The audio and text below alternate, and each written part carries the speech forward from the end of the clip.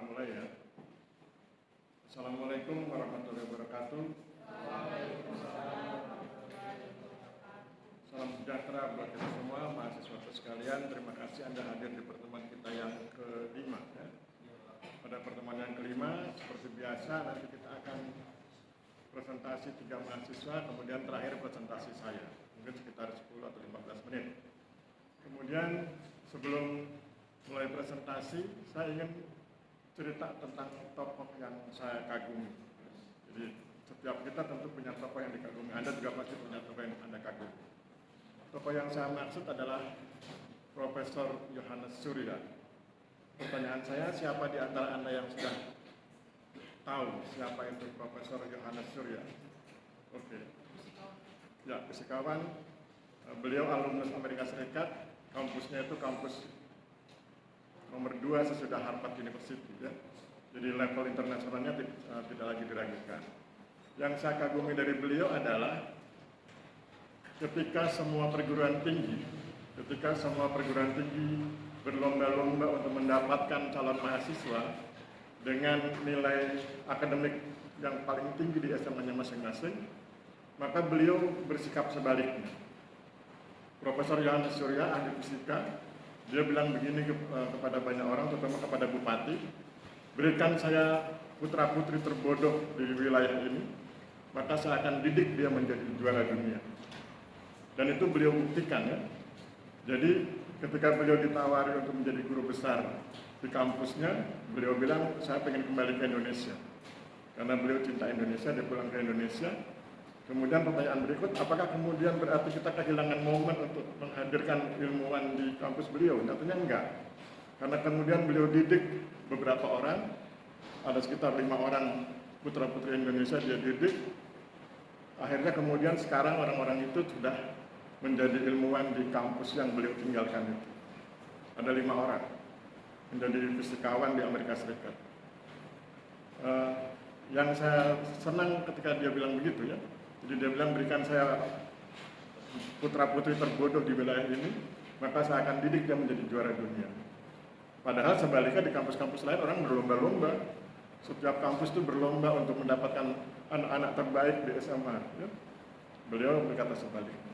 Kemudian ketika Anda nanti telusuri lebih dalam tentang gaya beliau, yang beliau lakukan adalah membuat orang menyukai materi yang diajarkan. Maka kemudian kan fisika dengan matematika itu sesuatu yang paling tidak menyenangkan bagi beberapa orang ya. Tapi kemudian beliau buat suasananya menyenangkan sehingga orang-orang yang awalnya tidak bisa apa-apa kemudian jadi begitu ahli matematika dan fisika. Kemudian beliau kirim mereka ke Amerika Serikat untuk ambil S1, S2, S3 dan sesudah itu jadi ilmuwan, terserah mau tetap di Amerika silahkan, mau kembali ke Indonesia silahkan. Sebagian besar kembali ke Indonesia kemudian membangun wilayah yang mereka tinggalkan ya, ketika mereka dianggap marginal di wilayahnya itu. Jadi saya pikir itu yang menarik dan kemudian dia bilang bikin suasana menyenangkan. Ya. Jadi saya pikir itu solusi buat kita juga bahwa kalau kita mempelajari sesuatu kita harus menyenangi sesuatu yang kita pelajari. Sesudah itu maka kemudian ilmunya mengalir. Kalau orang-orang Tuhan bilang, orang-orang bijaksana bilang ada keberkatan, ada berkah dari ilmu yang dipelajari. Oke ya. Sekarang kita masuk ke acara kita. Akan ada 3 orang mahasiswa yang presentasi video 1, 2, dan 3. Siapa yang bersedia presentasi video 1?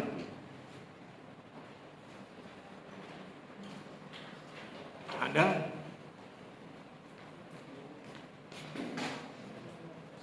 Oh, ya. Siapa yang bersedia presentasi video 1? Presentasi itu lebih mudah sebetulnya dibanding yang membahas. Karena kalau dia presentasi, dia hanya mempresentasikan materinya. Kemudian sesudah itu dia dengarkan perdebatan saya dengan pembahas. Kemudian dia review. Kan lebih mudah yang mempresentasikan ya. Sedangkan yang membahas kan saya cecar dengan teori bla bla bla. Sesudah selesai baru kemudian direview oleh yang mempresentasikan. Siapa di antara Anda yang bersedia presentasi video 1? Nggak ada. Video 2? Nggak ada juga. Video 3? Nggak ada. Oke. Kalau nggak ada sih kita ambil dari tugas Anda ya, kita acak. Video 2, oke. Video 1, video 1. Video 3, dua perempuan, laki-laki. Dua dan satu perempuan. Yang video 3 berarti yang belum ya? Video 3 laki-laki, ayo. Siapa di antara Anda yang merasa laki-laki? Masa nggak ada?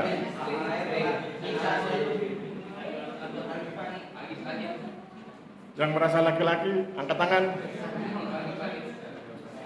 Nggak ada? Kalau nggak ada, yang putri siapa? Satu putri, 2 putri, 3 putri ada? Video 3. Yang putra nggak berani. Nggak ada? Oke, kalau gitu video 3 kita ambil dari sini ya.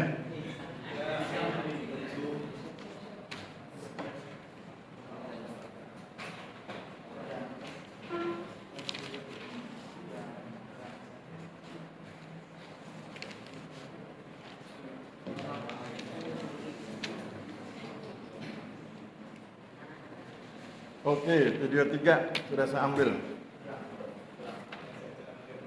Antoinette, mana orangnya? Antoinetta Christifera Ananta Putri Neri. Oh, izin. Oke, kita cancel.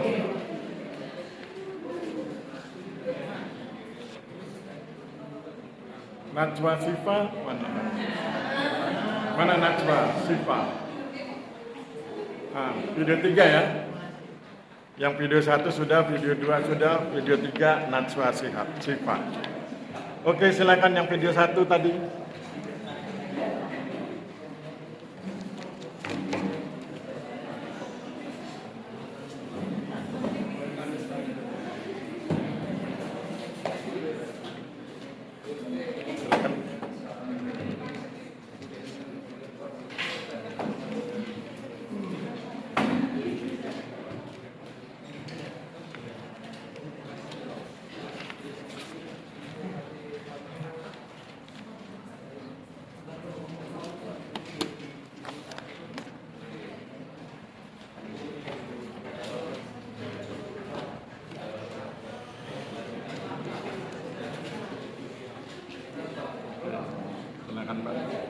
Perkenalkan diri, kemudian presentasi.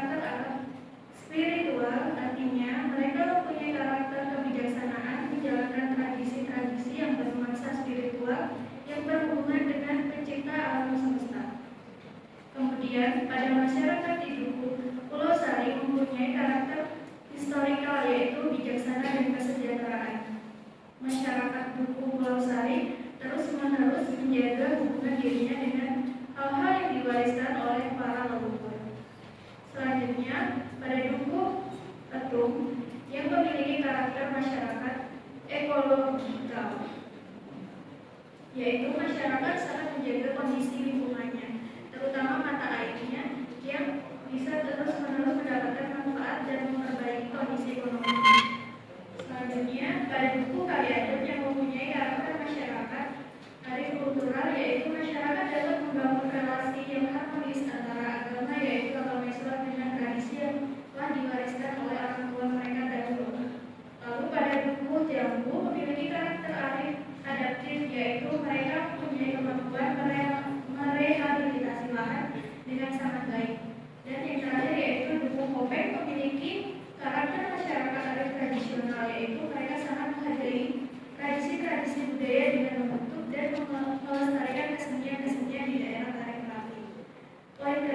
yaitu konsolidasi tanah.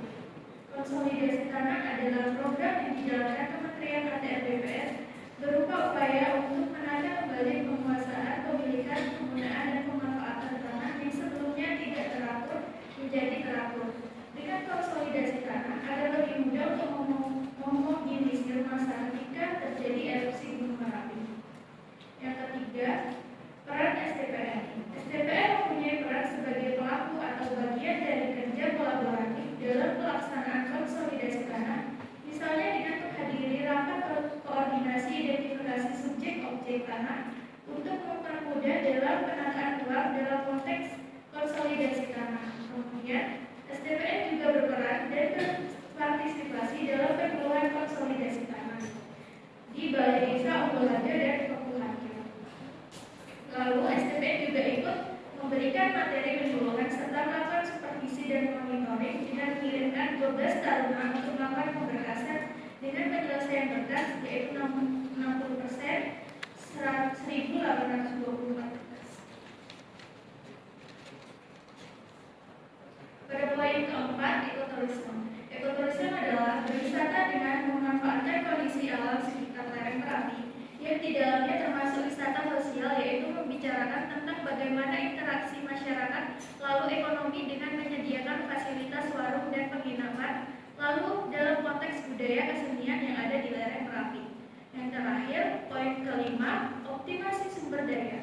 Optimasi sumber daya manusia dan optimasi sumber daya alam bisa dirangkum melalui kegiatan ekoturisme yang berbasis pertanian. Kegiatan pertanian bisa mengoptimasi SDM dan juga mengoptimasi SDA. Oke, video 1 ya. Jadi hari ini kita akan bedah video 1, 2, dan 3 menggunakan paradigma perilaku sosial. Tetapi karena paradigma perilaku sosial hanya punya 2 teori, maka nanti yang video 3 kita pinjam teori paradigma definisi sosial, yaitu teori aksi. Video 1 kita bedah dengan teori perilaku sosial, video 2 kita bedah dengan teori pertukaran sosial. Oke, siapa yang bersedia komentar video 1? Kemudian hubungkan dengan teori perilaku sosial. Caranya pertama Anda pilih salah satu isu dari 5 isu yang disampaikan narasumber. Kemudian sesudah itu Anda jelaskan sebatas kemampuan Anda apa itu teori perilaku sosial. Sesudah itu benturkan dan kemudian sampaikan pendapat Anda. Kalau nggak bisa saya bantu. Oke, siapa yang bersedia? Masa nggak ada yang bersedia? Narasumbernya perempuan. Siapa laki-laki yang bersedia? Sebelah sini laki-laki semua. Oke, yang laki-laki siapa yang bersedia? Siapa yang merasa laki-laki? Angkat tangan. Nggak ada. Nggak ada yang merasa laki-laki. Kalau nggak ada saya pergi dari sini ya. Ada? Nggak ada, oke. Rashid Purnahadi, mana? Mana orangnya Rashid? Masa ada kertasnya nggak ada orangnya? Ayo, apa yang ditakuti? Tadi saya sudah cerita Profesor Yohanes Surya ya. Profesor Yohanes Surya itu datang ke pedalaman-pedalaman mengambil orang-orang yang biasa-biasa dan kemudian jadi luar biasa. Hah? Ya ada ya? Oke. Berikut.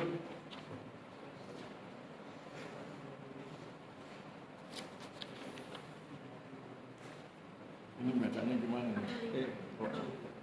Ya perempuan? Enggak, laki-laki. Oh laki-laki. Saya konfirmasi ini laki-laki atau perempuan, karena sasaran tembak saya laki-laki. Erli Mahmud Fauzan mana? Saya pikir Erli itu perempuan, karena ada artis namanya Erli kan? Oke, Erli berdiri dulu. Diri biar kita lihat. Oke Mas Erli, silakan pilih isu yang mana, ada 5 isu. Dia di sini aja, lebih enak. Itu baru keren, itu baru laki-laki. Kan? Laki-laki itu kan berani, jadi hasil laki-laki kan begitu ya. Ya Mas, duduk aja kalau di depan Mas, santai. Isu mana Mas yang Mas pilih? Nanti dari situ baru kita benturkan dengan teori. Ada 5 itu yang disampaikan barusan: karakter masyarakat, konsolidasi tanah, peran STPN, ekoturism, optimasi sumber daya.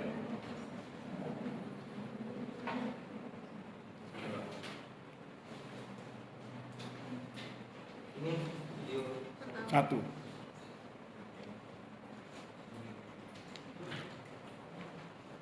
kalau menurut saya Pak di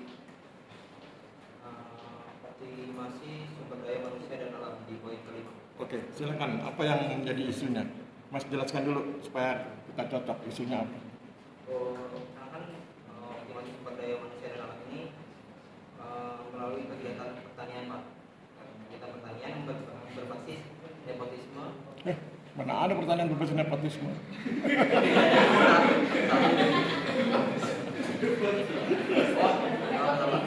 Ya itu.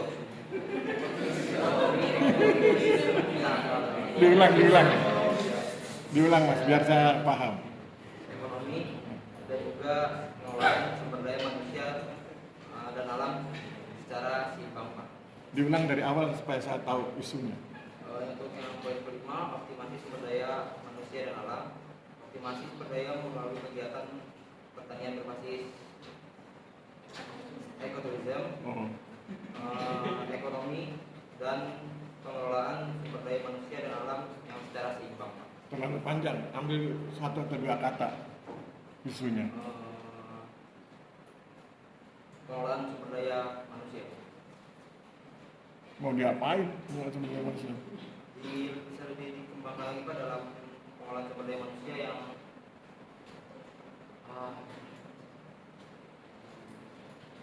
Apanya contohnya? Contoh pengelolaan sumber daya manusia itu contohnya apa? Karena isunya harus jelas dulu. Kalau isunya nggak jelas nanti bedah teorinya agak susah. kayak kegiatan sih Pak, kegiatan pengolahan dari manusia itu sendiri. Iya, diapain manusianya itu? Kan kau bilang pengelolaan sumber daya manusia, cuma bilang diolah. Jangan diolah manusia itu, macam bisa diolah? Dilakukan adanya pelatihan mungkin Pak. Nggak ada, nggak. Ya. Kau perhatikan ya. Poin 2 Pak, tentang konsolidasi tanah. Dia mintanya poin 5. Kalau misalnya ganti poin dulu. Oh jangan, kalau ganti poin saya ganti dulu orangnya. Kan saya sedang ngarahkan kita. Kalau gitu simpan dulu ya. Simpan dulu. Yang poin 5 tadi tuh kita selesaikan dulu urusan kita ini, belum beres. Kamu bilang pengelolaan sumber daya manusia. Kalau sulit ganti yang lain. Kalau memang kamu nggak mampu, pindah. Nanti kalau ujian gitu ya, jangan Anda paksakan. Anda kan nanti ujiannya begitu. Ujiannya tuh saya kasih informasi, mungkin setengah halaman. Anda harus pilih isunya. Jangan paksakan isu yang Anda nggak kuasai. Kan informasinya nanti banyak, itu ada sekitar 6 atau 7 isu. Anda pilih isu yang Anda kuasai. Karena kalau isunya aja Anda nggak kuasai, apalagi bedah teorinya. Ya. Pilih isu yang Anda kuasai.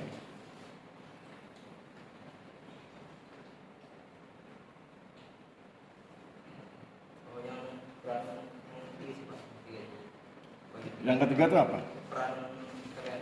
Ya, apa peran STPN? Peran STPN itu sebagai pelaku atau bagian dari kerja kolaboratif dalam pelaksanaan konsolidasi tanah. Contoh konkretnya apa? Itu pada kantor pertanahan Kabupaten Sleman memberikan materi penyuluhan Pak. Oke. Di Balai Desa Unggul Harjo dan Desa Kartu Harjo yang berpartisipasi dalam supervisi dan monitoring dan juga mengirim 12 orang mahasiswa untuk membantu melakukan pemberkasan dan berhasil diselesaikan. Kau paham betul ya, kau paham betul tentang peran STPN. Oke, sekarang bedah dengan teori perilaku sosial. Isunya kamu sudah paham, peran STPN bla bla bla, tadi kau jelaskan sudah bagus tuh. Kemudian sekarang bedah dengan teori perilaku sosial. Perilaku sosial. Ya. Kalau kamu nggak tahu, saya kasih tahu. Tahu? Teori perilaku sosial itu bunyinya kira-kira perilaku hari ini akan mempengaruhi perilaku berikutnya, perilaku di masa depan. Tujuannya apa? Untuk kemajuan, untuk meningkatkan kesejahteraan dan lain-lain. Jadi perilaku hari ini akan mempengaruhi perilaku di masa depan. Kalau dalam konteks peran STPN, bagaimana? Nabrakkan teori itu dengan peran STPN. Oh, yang tadi Pak, yang tadi penyuluhan sih Pak. Ya, coba seperti apa?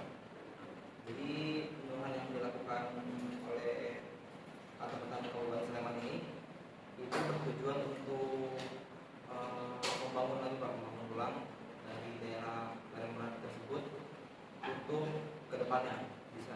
Peran STPN-nya mana? Oh, Kan isunya peran STPN. oke. Selalu juga mengirim 12 orang mahasiswa untuk membantu melaksanakan pemberkasan dan berhasil selesaikan 60%. Nah itu tuh membantu untuk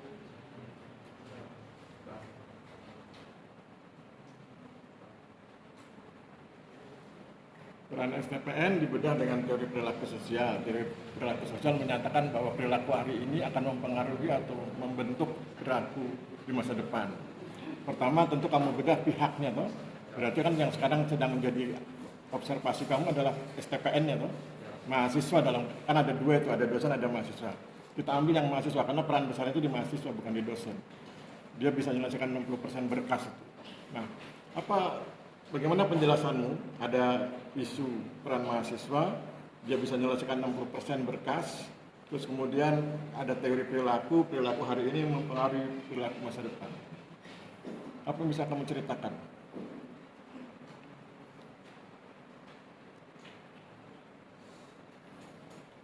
Coba lihat saya. Teori perilaku kan mengatakan perilaku hari ini akan mempengaruhi perilaku masa depan. Oke ya, ini perilaku saat ini, perilaku masa depan. Kemudian ada isunya, mahasiswa STPN hadir di kegiatan itu menyelesaikan 60% berkas, yang 40% baru orang lain. Apa yang bisa kamu ceritakan dengan ini, dengan isu itu, dihubungkan dengan teori tadi? jadi itu yang kegiatan untuk yang pas pada saat pembantu itu Pak, pembantu itu yang dilakukan oleh 12 orang mahasiswa dan telah menyelesaikan sebesar 60% pemberkasan. Manfaat itu untuk tujuan ke depannya itu bisa jadi. Oke, barangkali mau bantu. Tapi kalau bantu jangan pindah isunya itu. Kamu kan isunya tadi sukanya konsolidasi ya. Jangan, isunya isu yang ini. Ada peran STPN, kemudian bedah dengan teori perilaku. Supaya kita nggak pindah-pindah isu.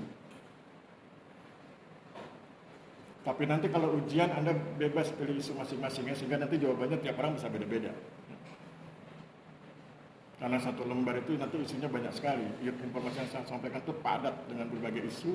Anda pilih satu yang Anda kuasai, kemudian bedah dengan teori yang nanti saya perintahkan, teori X gitu ya. Nah, gitu. Makanya Anda harus hafal itu teori, 7 teori itu. Itu perlu dihafal nggak? Atau diingat atau dipahami ya? Saya nggak tahu definisinya itu hafal atau paham. Gimana Mas? Jangan kelamaan, nanti kita pulangnya terlambat. Sekarang sudah jam 13.40. Apa? Bisa? Oke, saya bantu kalau gitu ya. Perhatikan, isunya adalah peran mahasiswa. Awalnya beliau bilang peran STPN, tapi kemudian kita persempit jadi peran mahasiswa. Karena peran dosennya kita kesampingkan. Kalau dosen berperan itu wajar, karena dibayar, ada honornya. Yang mahasiswa ini kan sukarela ya. Jadi mereka berhasil mengerjakan 60% dokumen, sehingga kemudian kegiatan konsolidasi menjadi lancar.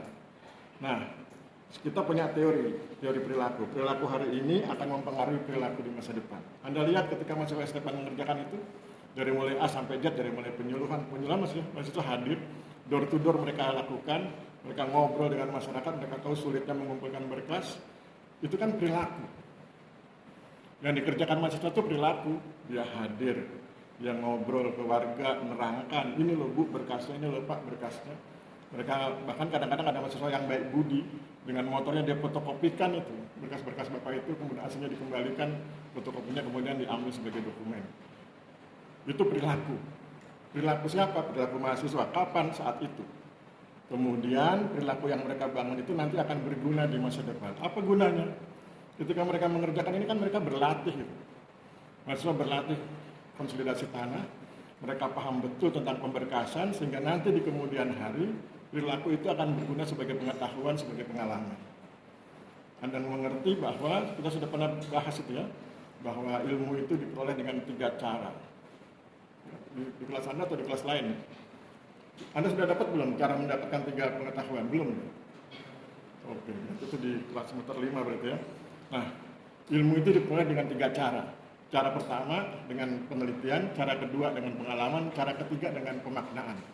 Itu jadi ilmu. Nah, ketika mahasiswa berperilaku di lereng Merapi itu perilaku saat itu berguna bagi perilakunya di masa depan, yaitu ketika di masa depan dia menjadi lebih ahli di bidang konsolidasi tanah, dia kemudian itu berhubungan nanti dengan karirnya, dengan kegiatannya dan berbagai hal yang berhubungan dengan masa depannya. Jadi perilaku hari ini dia mengerjakan, sebetulnya dia sedang belajar, membangun pengalaman, membangun pengetahuan, dan perilaku itu nanti berguna bagi perilakunya berikut, yaitu ketika dia menjadi ahli, menjadi paham betul tentang konsolidasi tanah, menjadi paham betul tentang pemberkasan. Gitu ya? Paham? Ya, kalau gitu diulang. Kegiatan yang dilakukan pada saat itu dilakukan oleh beberapa mahasiswa dan berhasil menyelesaikan 60% pemberkasan berguna. Untuk ke depan adalah sebagai pengetahuan dan juga pengalaman untuk mahasiswa itu sendiri Pak, untuk ke depannya. Ya. Mungkin karir ataupun itu. Dan mereka menjadi lebih ahli ya. Oke, aplaus buat beliau. Terima kasih. Silakan review, Mbak. Kita dengarkan review narasumber ya. Bisa ditambahkan, bisa dikurangi. Isu yang diambil yaitu poin ketiga, yaitu peran STPN. Dipersempit lagi peran mahasiswa. Jadi mahasiswa ini berperan dalam kegiatan pemberkasan konsolidasi tanah dengan penyelesaian berkas 60%. Isunya peran sosial yang berlaku di sini yaitu perilaku yang mahasiswa kerjakan, yaitu kegiatan pemberkasan, penyuluhan sampai menjadi ahli. Maka mahasiswa dapat mempunyai pengalaman serta ilmu sehingga berguna menjadi masa depannya, yaitu menjadi ahli dalam bidang konsolidasi tanah. Oke, aplaus buat narasumber. Terima kasih. Oke, terima kasih.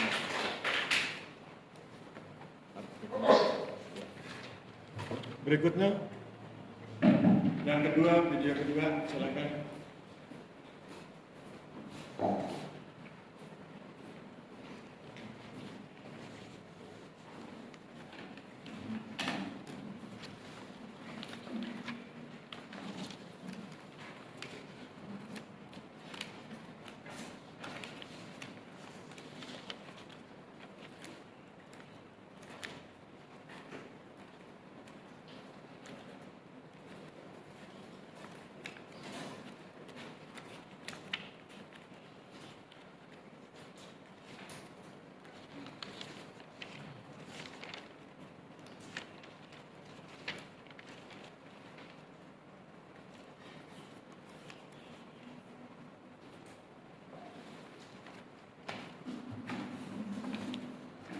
Oke, silakan perkenalkan diri kemudian presentasi. Kita dengarkan ya. Assalamualaikum warahmatullahi wabarakatuh. Waalaikumsalam warahmatullahi wabarakatuh. Perkenalkan, nama saya Revita Dwi Syafira, biasa dipanggil Revita. Di sini saya akan mempresentasikan dari video 2, yaitu poin 5 poin Magetan. Jadi di dalam video itu dijelaskan bahwasanya ada 5 poin penting. Yang pertama yaitu tentang basis transmisi nilai-nilai pertanahan, di mana transmisi itu sebagai pengalihan nilai-nilai pertanahan itu merupakan nilai-nilai buat kebaikan, kebenaran, dan keindahan di bidang pertanahan. Transmisi merupakan peralihan dari seseorang atau pihak tertentu kepada pihak yang lain, di mana yang dialihkan yaitu nilai-nilai pertanahan yang pihaknya dari petugas kantor pertanahan kepada masyarakat. Untuk basis petugas kantor pertanahan ketika melakukan transmisi nilai-nilai pertanahan memiliki basis motif, tindakan dan perilaku, dan basis ketepatan dan relevansi. Sedangkan basis transmisi nilai-nilai pertanahan bagi masyarakat yang menerima pengalihan nilai-nilai pertanahan dari petugas kantor pertanahan yaitu basisnya motif, pengamatan, dan kesediaan. Poin yang kedua adalah wujud transmisi nilai-nilai pertanahan, di mana wujud transmisi nilai-nilai pertanahan ini merupakan nilai-nilai pertanahan masa lalu kemudian menggantikannya dengan melakukan transmisi nilai-nilai pertanahan masa kini. Ada 3 poin yaitu e-learning, learning, dan real learning. Di mana e-learning menghapus hasil belajar masa lalu di mana seringkali nilai-nilai pertanahan bertentangan nilai-nilai pertanahan yang berlaku hari ini.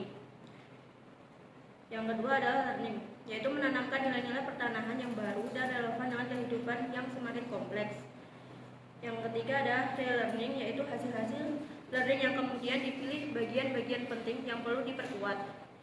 Poin ketiga adalah hasil transmisi nilai-nilai pertanahan. Hasil-hasil ini berupa output produk dan outcome atau dampak, di mana output produk yaitu kesadaran agraris, yaitu transisi pertanahan dapat membangun kesadaran agraris. Yang kedua outcome atau dampak yaitu terwujudnya keadilan, kesejahteraan, dan harmoni sosial ketika kesadaran agraris setelah berhasil berkembang di masyarakat. Poin yang keempat adalah interaksi dalam transmisi, di mana ada 2 poin yaitu interaksi antara petugas kantor pertanahan dengan masyarakat yang bertujuan untuk membangun kepercayaan, yaitu di mana memperlihatkan motif dan tindakan. Poin yang kedua adalah bertujuan untuk membangun hubungan, yaitu dengan memperlihatkan membangun hubungan kolektif dan membangun hubungan personal. Poin yang kelima adalah prasyarat transmisi nilai-nilai pertanahan, di mana prasyarat tersebut yaitu adanya kesediaan para pihak, ada peran dan fungsi yang dijalankan, adanya kemampuan untuk memberi dan menerima informasi, dan adanya respon yang memadai. Sekian poin penting yang dapat saya sampaikan. Bila ada respon, silakan ke saya. Ya, moderator ke saya ya. Oke, siapa di antara Anda yang bersedia komentar?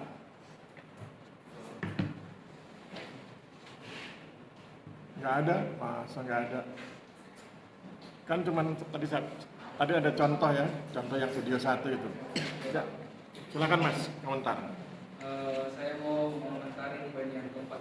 Poin keempat tentang apa itu Mas? Tentang petugas pertanahan dengan masyarakat yang bertujuan membangun kepercayaan. Oh, interaksi ya? Interaksi. Oke. Ya.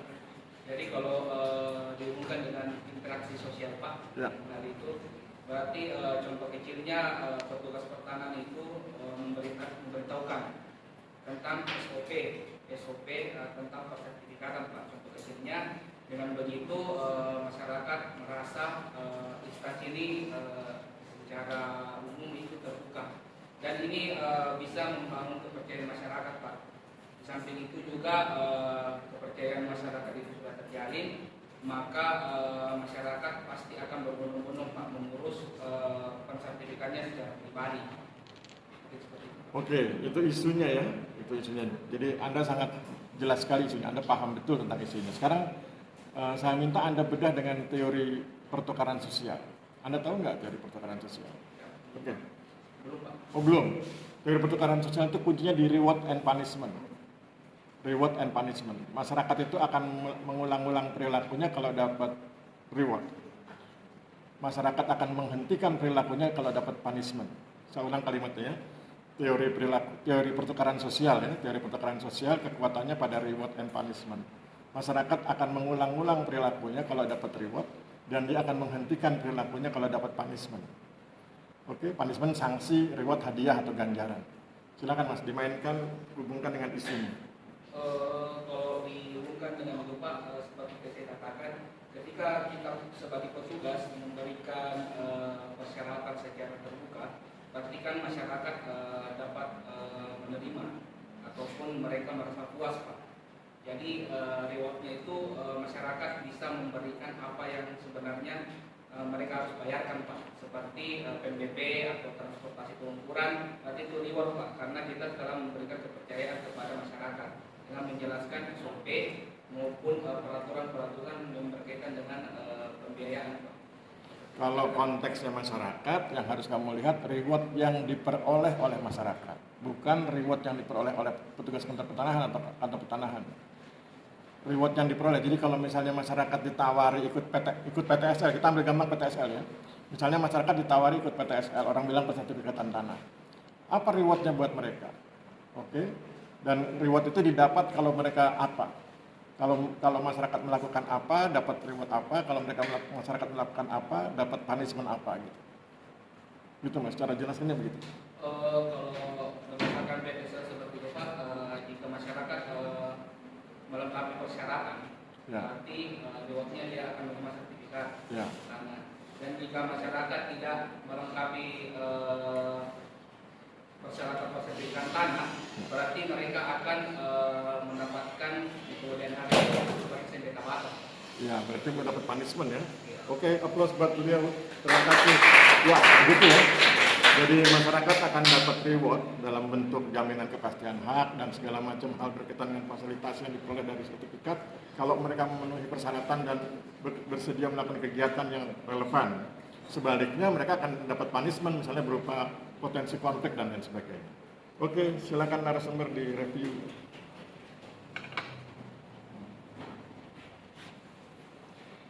Jadi isu yang diambil dari Bang Adnan yaitu poin yang keempat, yaitu interaksi dalam transmisi, di mana interaksi antara petugas kantor pertanahan dengan masyarakat itu bertujuan untuk membangun kepercayaan dan membangun hubungan yang kolektif dan personal. Jika dibenturkan dengan teori pertukaran sosial, yaitu sebuah kegiatan yang diulang-ulang yang dimana ada kata kuncinya reward dan punishment. Jika dikaitkan dengan reward, yaitu contohnya yaitu masyarakat melengkapi persyaratan, dengan rewardnya mereka mendapat jaminan kepastian hukum. Sedangkan jika mereka tidak melengkapi, kemudian mereka akan mendapatkan punishment di mana berupa potensi politik. Potensi konflik. Oke, applause buat narasumber dua. Yang ketiga, ya. Narasumber tiga. Video 3 tentang apa ya? Tentang begelan. Oke. Silakan Pak.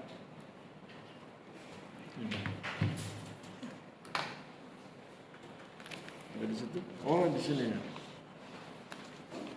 Mbak Naswa ya. Silakan. Ayo kita dengarkan. Silakan Mbak. Perkenalkan diri, kemudian presentasi. Assalamualaikum warahmatullahi wabarakatuh. Waalaikumsalam warahmatullahi wabarakatuh. Perkenalkan, nama saya Najwa Syifa. Di sini saya ingin mempresentasikan 5 poin penting dari video ketiga. Ya.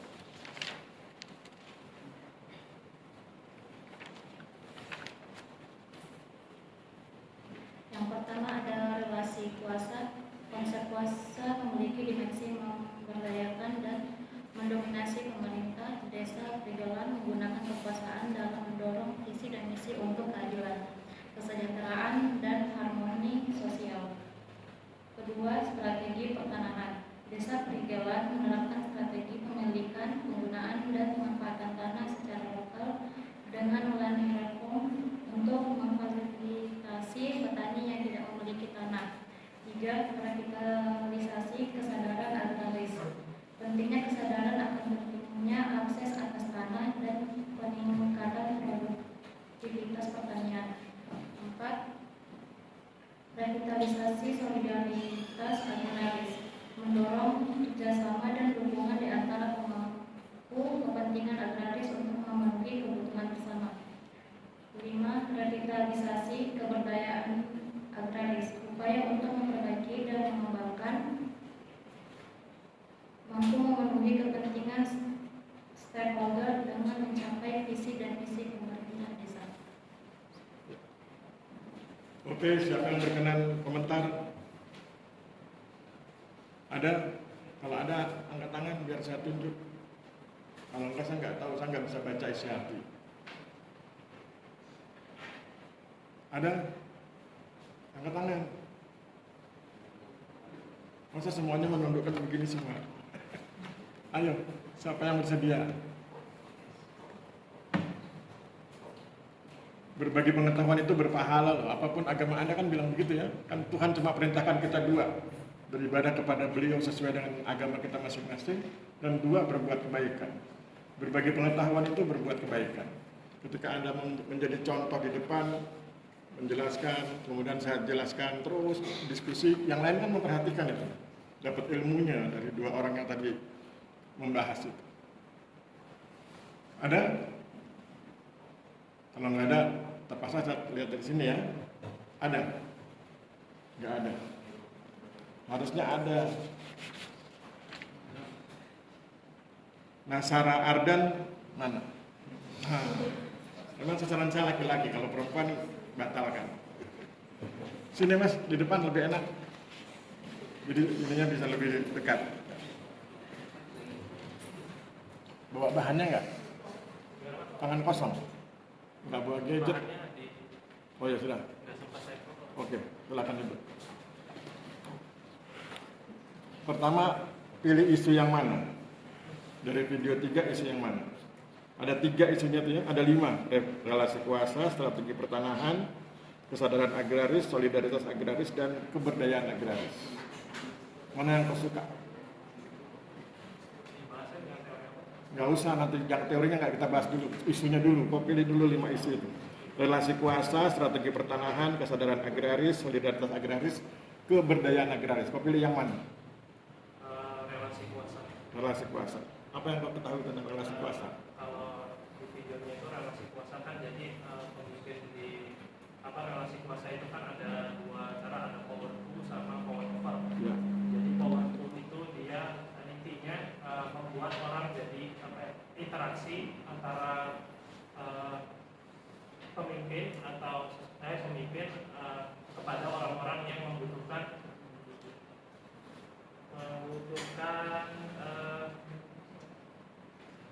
pemberdayaan. Oke. Jadi misalkan seorang yang misalnya nggak bisa jadi bisa, tahu jadi tahu, mampu jadi nggak mampu gitu. Terus ada power over itu dia mendominasi singkatnya gitu.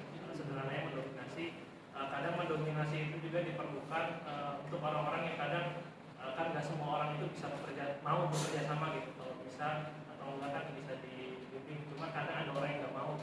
Jadi kadang sebagai seorang pemimpin itu dengan kuasanya dia harus mampu mendominasi orang-orang seperti itu biar bisa mencapai tujuan bersama. Oke, sekarang bedah dengan teori aksi. Teori aksi apa? Kalau kamu nggak tahu, saya kasih tahu supaya nggak usah lihat gadget. Oh ya, tahu?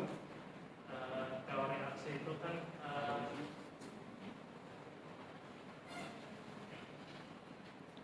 Kalau nggak tahu, saya kasih tahu. Kalau tahu, silakan. nggak tahu.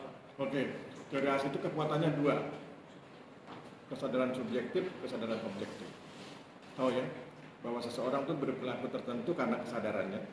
Dan kesadarannya itu ada 2, kesadaran subjektif, kesadaran objektif. Kesadaran subjektif ketika dia mengambil keputusan dan mengerjakan keputusannya itu. Kesadaran subjektif. Kesadaran objektif ketika orang lain yang memutuskan, dia melaksanakan keputusan orang lain. Paham ya? Oke, sekarang mainkan itu ke relasi kuasa. Langkah pertama ini nasihat. Langkah pertama tentukan para pihak. Ada berapa pihak di relasi kuasa itu? Ada 2. 3.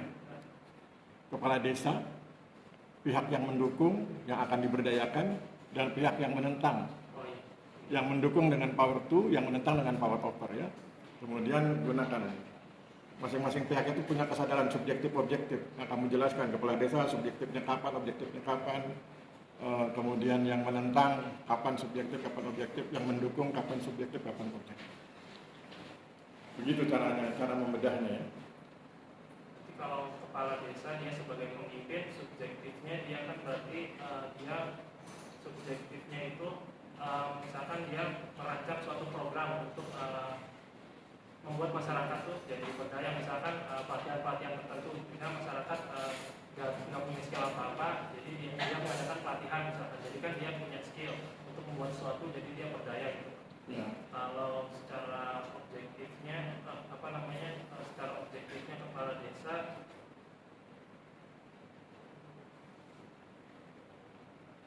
apa yang membatasi kepala desa dalam mengambil keputusan? Ini langkah untuk mendapatkan kesadaran objektif ya. Apa yang membatasi kepala desa ketika akan mengambil keputusan? Kan ketika dia mengambil keputusan itu subjektif. Tapi kan itu kan ada yang membatasi. Yang membatasi itu menjadi bahan untuk objektif. Aturan. Oke, aturan dan kondisi ya, kondisi lapangan, kondisi desa itu baik fisikal maupun non fisikal. Nah, ketika dia memperhatikan itu, berarti dia itu kesadarannya objektif. Ada peraturan begini yang harus dia ikuti, ada kondisi lapangan yang harus dia sesuaikan. Itu kesadaran objektif. Kemudian dia ambil keputusan, itu kesadaran subjektif. Oke, kepala desa selesai. Sekarang tinggal dua ini, yang menentang dengan yang mendukung. Yang mendukung dulu lah. Yang mendukung gimana? Yang mendukung dulu. Kapan dia subjektif, kapan objektif? Kalau misalkan subjektifnya mungkin kan kepala desa itu kan dia cuma misalkan dia buat satu program, mungkin itu kan program secara garis besar. Jadi secara detail progresnya gimana, itu kan mungkin gimana masyarakat yang menjadi objeknya itu dia mengembangkan sendiri, Pak.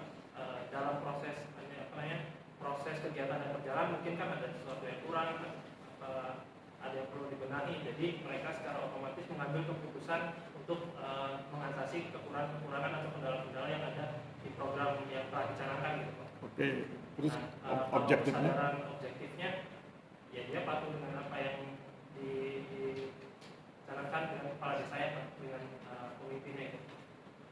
Ya, dia ikuti keputusan kepala desa tuh. Ya. Misalnya programnya X, maka dia ikut program X, dia tidak mengerjakan yang lain misalnya selain itu. Kalau yang menentang, kapan dia subjektif, kapan dia objektif?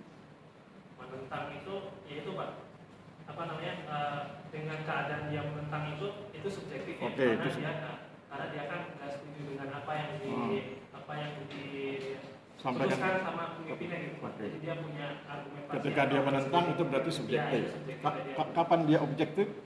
Objektifnya mungkin setelah pemimpinnya itu menggunakan cara power overnya, mungkin kan dia karena kan pemimpin itu ada kuasa gitu, Pak. Ya. Sementara masyarakat yang menentang ini kan nggak ada. Ya. Ya pada akhirnya dengan cara power over itu akhirnya jadi menerima gitu. Yaitu sikap objektifnya. Oke, aplaus buat beliau. Terima kasih. Gitu ya, Anda jadi tahu ada 3 pihak. Kepala desa, pihak yang menentang, pihak yang mendukung. Masing-masing punya kesadaran subjektif dan objektif. Ya, detailnya tadi itu. Ini saya rekam, nanti kapan-kapan saya sampaikan. Kenapa yang semester 3 belum segera di-upload di YouTube? Karena yang semester 1 minta, Pak, kami duluan. Jadi kan YouTube-nya antri ya. Jadi semester 3 belakangan. Semester 1 duluan. Karena klien saya kan semester 1 dan 3. Silakan Pak direview. Yang penting Anda sudah tahu ya, nanti kalau nggak tahu tanya lagi sama dia, suruh jelaskan ulang. Ya, silakan Pak review. Di sini saya ingin simpulkan sedikit dari Mas Ardan. Di sini ada dialektinya ada 2, yaitu kesadaran objektif dan subjektif. Adapun 3 pihak, kepala desa, mendukung dan menentang. Iya.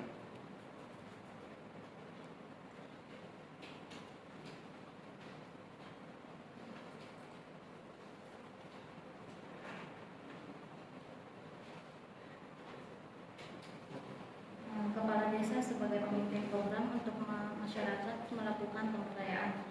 Itu untuk subjektifnya, sedangkan objektifnya aturan dan kondisi lapangan. Mendukung subjektifnya program yang dikerjakan sendiri, sedangkan objektifnya patuh atas putusan pada kepala desa. Oke. Terus?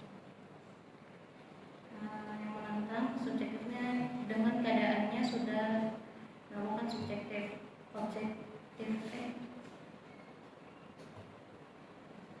Ketika dia menentang itu sudah subjektif. Ya, objektifnya setelah pemimpin menggunakan bahasanya akan menerima. Ya, tunduk pada kekuasaan pemimpin ya ketika pemimpin menggunakan power over-nya. Oke, aplaus buat nomor 3. Terima kasih. Oke. Ya, sekarang kita lanjut. Saya akan presentasi mungkin sekitar 10 atau 15 menit. Anda lihat di WA Group.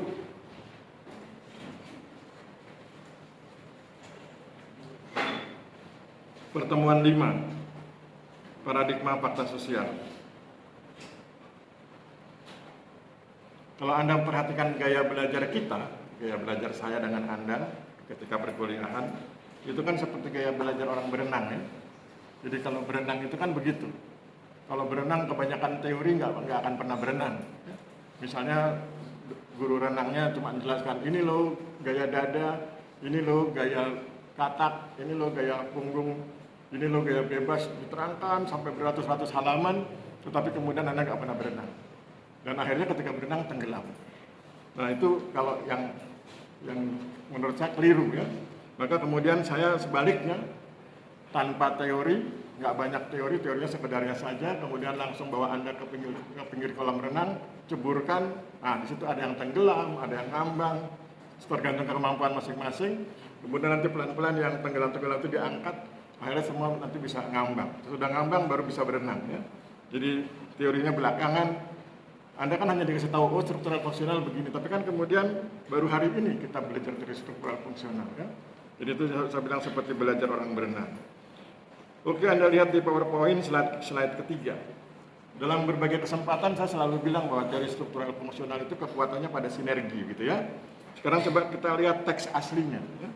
Teks aslinya ini saya kutip dari tulisannya John Tritzer, Sosiologi Ilmu Pengetahuan Berparadigma Ganda halaman 25. Teks aslinya adalah teori fungsional struktural atau orang sering disebut dibalik juga nggak apa-apa, struktural fungsional. Masyarakat memiliki suatu sistem sosial yang terdiri atas bagian-bagian atau elemen yang saling berkaitan dan saling menyatu dalam keseimbangan. Beberapa ilmuwan menggunakan istilah equilibrium, ya, keseimbangan. Kemudian perubahan yang terjadi pada satu bagian akan membawa perubahan pula terhadap bagian yang lain. Beberapa ilmuwan menggunakan istilah kata adaptif, saling menyesuaikan gitu ya. Asumsi dasarnya adalah bahwa setiap struktur dalam sistem sosial bersifat fungsional. Struktur dalam sistem sosial bersifat fungsional. Ini yang saya sering jelaskan bahwa kalau saya membagi masyarakat atas 3 kelompok, 3 lapis, 3 struktur, 3 strata, elit, middle class, grassroots, maka ini harus berfungsi. Fungsinya adalah untuk memajukan masyarakat. Saya sering menggunakan istilah konstruktif atau destruktif, ya. Gitu.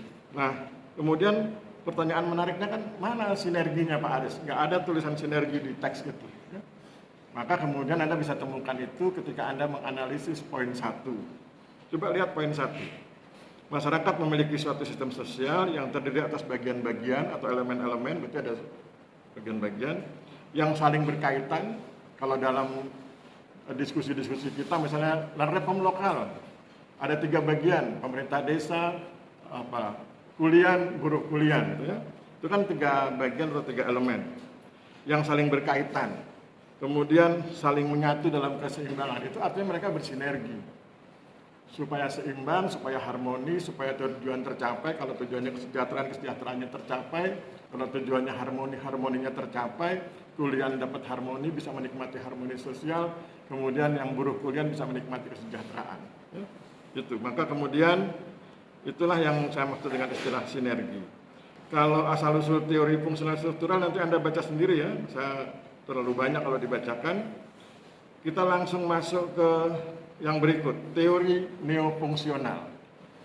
Kalau Anda perhatikan di paradigma fakta sosial, kan saya selalu bilang, ya kenapa terlambat?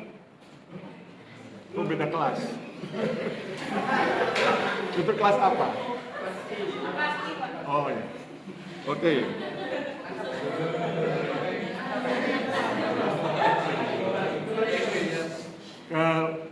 Paradigma fakta sosial itu kan teorinya cuma 2, saya bilang ya.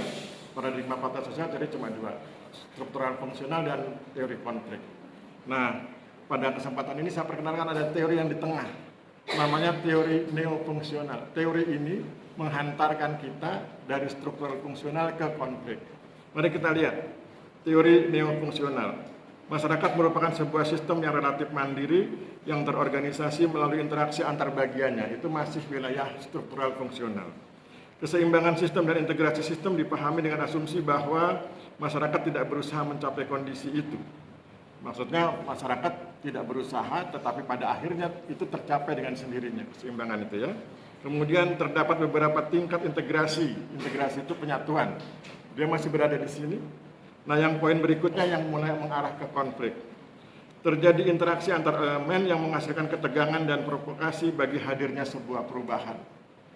Jadi, teman-teman yang menggunakan teori neofungsional itu mengatakan bahwa meskipun di teori struktural fungsional itu niatnya adalah membangun keseimbangan, meskipun niatnya adalah membangun sinergi, tetapi sinergi dan keseimbangan itu kadang-kadang menimbulkan ketegangan dan provokasi. Sebagai contoh, Anda misalnya beberapa orang diminta menjadi panitia wisuda, misalnya begitu ya, mungkin menangani salah satu seksi di kepanitiaan wisuda, sekitar 5 atau 10 orang. Maka menjelang hari H, makin dekat ke hari H, 5 atau 10 orang itu suasananya akan tegang. Karena kan khawatir kegiatannya tidak berhasil. Dalam suasana tegang seperti itu, besar kemungkinan kalau tidak mampu mengendalikan diri, antara mereka akan konflik, akan tersinggung. Salah satu menyebutkan sesuatu kata yang tidak menyenangkan begitu, nah itu disebut sebagai provokasi, itu akan menimbulkan konflik. Jadi teori neofungsional itu menjelaskan itu, bahwa yang awalnya di sini, yang awalnya harmoni, itu bisa pindah ke sini, pindah ke teori konflik kalau ketegangan dan provokasinya tidak diatur. Ketegangannya tidak dimanage dengan baik agar kemudian ketegangan itu tidak menghasilkan konflik dan kemudian justru muncul provokasi sehingga pada akhirnya konflik.